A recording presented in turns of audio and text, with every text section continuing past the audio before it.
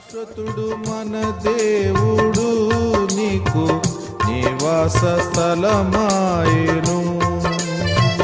తన నీతిమై మరువుతో నిత్యం కాపాడి రక్షింతును.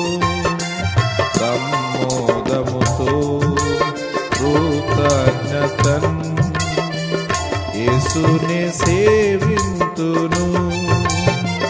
సమ్మోదముతో కృతజ్ఞతన్ యేసునే సేవింతును.